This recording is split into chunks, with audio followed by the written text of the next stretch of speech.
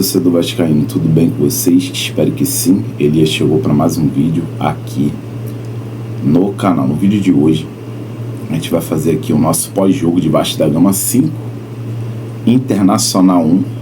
Vasco da Gama goleou a equipe do Internacional e afundou o Colorado ali, né? Próximo à zona do rebaixamento. O Internacional agora é o porteiro do Z4 com 41 pontos. O Vitória é o primeiro time ali dentro do Z4 com 39 pontos. E o Vitória pega o Mirassol hoje, jogando no Barradão. Provavelmente o Vitória ainda continue ainda vai continuar na zona de rebaixamento, na minha opinião. Dificilmente vai ganhar o Mirassol, mas eu acredito que dá pro Vitória pelo menos aí arrancar um empate ou de repente, quem sabe, né, vencer o Mirassol aí, nem que seja na raça, até porque a equipe do Mirassol já tá de férias, né, já se classificou para Libertadores, se eu não me engano, para a fase de grupo de forma direta. Mirassol, parabéns, né, para a equipe do Mirassol. Primeiro ano na Série A, já foi para Libertadores de forma direta, né? E vocês verem, né, como é que é a nossa situação, né? Um vexame Vasco da Gama. A última vez que foi para Libertadores de forma direta foi quando foi campeão da Copa do Brasil. E da última vez que conseguiu se classificar via brasileiro foi a pré-Libertadores de 2017. Na época, o Eurico era o presidente do Vasco da Gama. Então, é um vexame, né, para a história do gigante Vasco da Gama. E para o Mirassol, né, é uma conquista muito grande. E parabéns à equipe do Mirassol, né, conseguiu um feito histórico da história do Campeonato Brasileiro. Acho que nunca um time que tinha jogado a primeira vez a Série A do Campeonato Brasileiro conseguiu uma classificação histórica, né, para Libertadores de forma direta, né? Vai para a fase de grupo da Liberta, o Mirassol. E a tendência é que o Mirassol vai para esse jogo contra a equipe do Vitória um pouco mais relaxado, né? De repente o Vitória pode tirar proveito disso, mas eu não acredito, até porque o Mirassol quer conseguir conquistar aí recorde, né, para a sua história, né? E de forma merecida, está merecendo e merece muito mais, até porque levou o campeonato a sério, né? Um time organizado, que está sendo bem gerido, né, pela sua diretoria e está colhendo os frutos aí, né, da sua boa administração. Está fazendo uma ótima Série A e vai para a Libertadores o ano que vem. Quem sabe fazer história na Libertadores, né? Espero que o Vascão da Gama esteja lá, mas para isso acontecer só via Copa do Brasil, né? Sabemos aí que tem gigantes também querendo essa vaga aí, conquistando a Copa do Brasil, né? Gigantes como Cruzeiro, Corinthians, Fluminense e o próprio Vasco da Gama, que estão envolvidos aí na semifinal da Copa do Brasil. Enfim, o Santos venceu ontem, né, 3-0 a equipe do Sport, jogando em casa, né? Dever cumprido para a equipe do Santos e está próximo de se manter na elite do futebol brasileiro, né? O Santos, até então o Santos tem um Juventude lá em Caxias do Sul. A tendência é que o Santos vai pontuar em cima do Juventude, que está rebaixado para a Série B de 2026, né? Matematicamente o Juve caiu, o Sport já tinha caído, né? Para mim o Sport já caiu desde da metade lá do primeiro turno, né? Mas era só questão de tempo de ter o seu rebaixamento confirmado, que veio a se confirmar agora no segundo turno do Campeonato Brasileiro. Enfim, a gente vai falar aqui, né, da vitória do Vasco 5-1 em cima da equipe do Internacional. A gente vai falar aqui como é que foi o jogo. Eu vou estar aqui dando aqui a opinião, né, sobre essa vitória e também falando de jogadores, né, que foram destaque. E peço aquela força, dar aquele like aí, se inscreve se você não é inscrito, compartilha esse vídeo para chegar a outros vascaínos aí, aumentar o nosso alcance aqui na plataforma. E o jogo começou no Vasco da Gama incisivo, O Vasco já em cima da equipe do Inter, né? Logo nos primeiros minutos ali, acho que foi mais ou menos com 2 minutos de jogo, 1 minuto e meio mais ou menos, o Carlos Andrés Gomes, uma jogada pela ponta esquerda. Até então Carlos Andrés Gomes joga pela ponta direita, mas ele trocou ali, né, com o Nuno, ou ele foi ali pro lado do Nuno, né, uma jogada ali maravilhosa, uma jogada individual. Carlos Andrés Gomes pela ponta esquerda ali veio cortando, uma jogada de velocidade, veio cortando ali os laterais, o lateral e também os defensores do Inter, cortou para dentro ali da grande área. Tinha 2 jogadores do Inter, né, dois defensores marcando ali ele, tentando marcar ele, né, ele cortou e bateu no ângulo e fez ali o primeiro gol do Vasco da Gama, 1-0. Logo em seguida o Internacional até ensaiou ali uma possível reação. Teve uma jogada ali de velocidade com os seus atacantes ali, né? E se eu não me engano, não lembro quem chutou, mas teve um chute ali para dentro da área ali, né, que o Léo Jardim tirou. Um chute ali meio que uma batida frontal ali dentro da área, né, do Vasco. E o Léo Jardim conseguiu ali cortar, né? Cortar não, fazer a defesa. E depois o Vasco da Gama teve ali uma jogada, um lançamento para o Paulo Henrique. O Paulo Henrique fez ali um belo domínio, né, cortando, tirando do lateral do Inter e tocando para o Ryan. O Ryan chutou de fora da área com a sua canhotinha no cantinho do goleiro Rocher, 2-0 Vasco.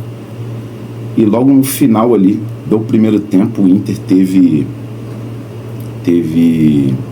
uma bola parada. Nessa bola parada, cruzamento para dentro da área ali, o zagueiro do Internacional conseguiu um desvio ali para diminuir o jogo, 2-1. E fim do primeiro tempo, né? Esse gol ali deu até uma certa esperança para a equipe do Inter, né? E eu fiquei com muito medo, né, cara? Na volta ali de segundo tempo, já fiquei pensando, será que o Vasco da Gama vai ceder o empate, isso, aquilo, outro? Espero que o Diniz consiga ali manter o time, né? E que o time também consiga manter a concentração, voltar ligado, ver que não tem nada ganho e continuar partindo para cima do Inter para fazer ali os gols. Aí veio a chuva, né? O jogo ficou paralisado cerca de 1h30 com as pancadas de chuva. Alagou ali o novo gramado de São Januário, ficou parecendo um pasto. Não sei o que aconteceu ali com o sistema de irrigação do estádio de São Januário, né? De repente ali com a obra do novo gramado, algumas coisas ali ainda não estão totalmente adaptadas, né, com o novo gramado. E eu sei que o sistema de irrigação ali não funcionou, mas a chuva também estava muito forte. Enfim, depois de 1h30, né, o árbitro e também ali os dirigentes, né, de Vasco da Gama e Inter, junto ali com o pessoal responsável ali, né, do jogo, o pessoal da CBF, toda a equipe ali de arbitragem, né, resolveram voltar ali com o jogo depois de 1h30, e a bola voltou a rolar, né, logo ali no primeiro minuto de jogo. Primeiro minuto não, ali nos primeiros, acho que saiu o terceiro gol saiu ali aos 5 minutos do segundo tempo, uma jogada que o Robert Renan desarmou e o Thiago Mendes deu um belo passe de trivela. Belo passe do Thiago Mendes, jogou muita bola nesse jogo contra a equipe do Inter. E esse passe de trivela, a bola caiu ali novamente nos pés do Andrés Gomes pelo lado esquerdo ali, cara, acredite se quiser. Carlos Andrés Gomes ali jogou muito pela ponta esquerda. E o Carlos Andrés Gomes, no que ele pegou a bola ali, né, ele continuou conduzindo rapidamente, né, com muita velocidade, para a linha de fundo e tocou para o Ryan fazer o terceiro gol. O VAR foi checar, né, para ver se tinha algum lance irregular. No lance do belo desarme do Robert Renan, foi ver ali se tinha falta, né, a equipe do Inter estava reclamando. Mas quando foi pro VAR e viu que o Robert Renan conseguiu tocar na bola e não teve como anular o gol legítimo do Vasco da Gama, 3-1 Vasco. E logo depois teve aí uma jogada de contra-ataque. O Ryan puxou o contra-ataque pro Vasco da Gama, tocou pro Coutinho, o Coutinho foi cortar para bater e a bola bateu ali na zaga do Inter, né? Voltou. O PH conseguiu ali ganhar a dividida com o jogador do Inter e tocou pro Nuno fazer ali, né? Na verdade, o Nuno fez, né, o gol, mas foi o último gol do jogo. Antes disso teve o gol do 4-1, foi numa bola parada, o Coutinho cruzando, o Barros cabeceou, a bola voltou pro Barros, o Barros fez 4-1 Vasco da Gama, num lance de bola parada. Coutinho, num belo cruzamento, Barros cabeceou, a bola voltou para ele mesmo, ele empurrou, só que com os pés para dentro do gol, pegou o rebote. E o último gol foi nesse lance aí do contra-ataque do Ryan. O Coutinho bateu, a zaga do Inter tirou, né? Conseguiu ali o bloqueio da bola, voltou, o PH ganhou uma dividida, tocou ali pro Nuno, que estava entrando dentro da área. O Nuno poderia até ter tocado para trás ali, né, que o Andrés Gomes e o Ryan já estavam entrando ali na pequena área, né, já estavam infiltrando para fazer ali o gol, né, o quinto gol do Vasco. Só que o Nuno percebeu ali que o goleiro estava esperando, né, uma batida ali cruzada, um toque ali pro Ryan ou pro Andrés Gomes. O Nuno resolveu acreditar e bateu direto pro gol, né, e o goleiro entrou com bola e tudo para dentro do gol, 5-1 Vasco. E cara, já vou logo destacando aqui, né, o Ryan para mim foi o melhor jogador dessa partida, foi o craque do jogo aí, na minha opinião. Fez 2 gols, né, jogou muita bola.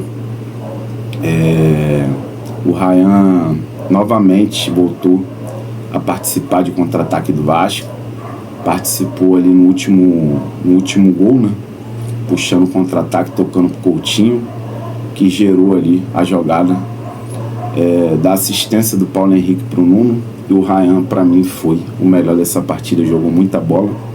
O Thiago Mendes foi uma surpresa, gostei muito dele ali no meio de campo com Barros, conseguiu ali dar uma consistência para a zaga do Vasco da Gama, né? Protegeram muito bem ele junto com Barros ali a cabeça de área do Vasco, e o time defensivamente foi muito bem, funcionou. E todo o time do Vasco, cara, mereceram a vitória, jogaram muito. O time entendeu que era uma decisão, né? Se perdessem ali, poderia o Vasco se afundar ali, né? E correr muito risco de ser rebaixado.